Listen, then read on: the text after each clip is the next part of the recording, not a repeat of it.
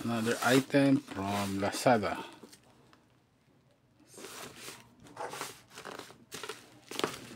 Marami na ngayon naglalagay ng mga ganito eh. Ayan.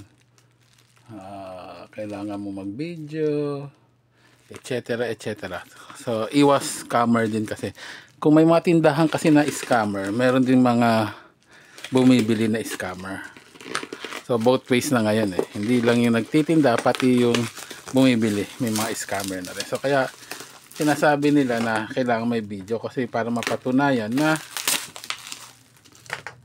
sira talaga yung item. Hindi yung tipong nanghihingi ng repart pero nasa kanila na yung item kasi hindi sinusoli.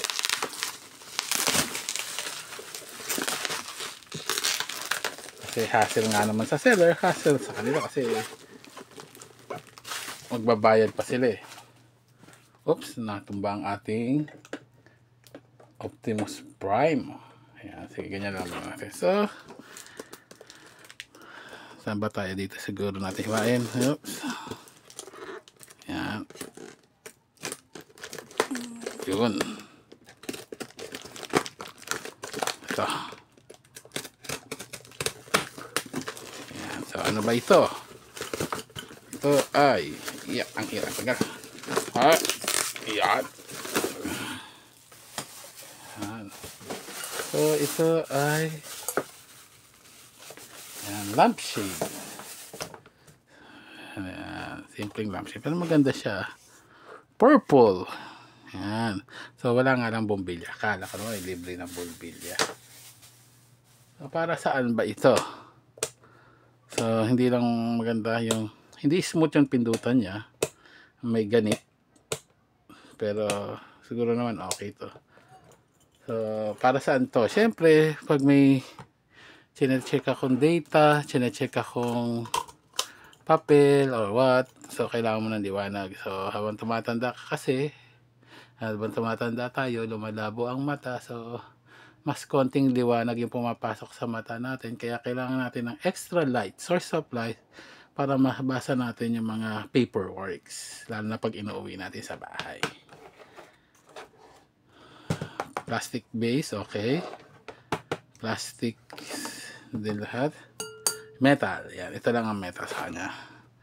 Ngayon, wala tayong bombilya. Kuha tayong bombilya para ma-testing na natin. Ito mga testing lang natin to. Wala tayong nakitang bombilya eh.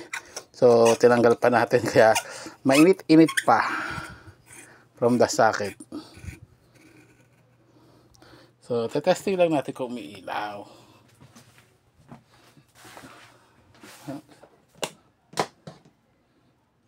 Kung tama bang may power siya.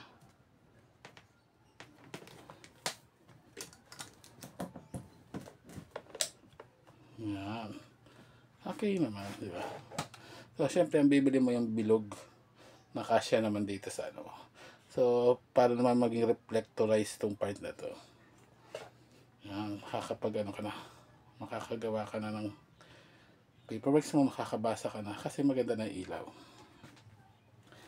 Again, price, post ko na lang po, pero mura lang to, less than 150 yata pesos. Okay, until next video tayo, bye bye.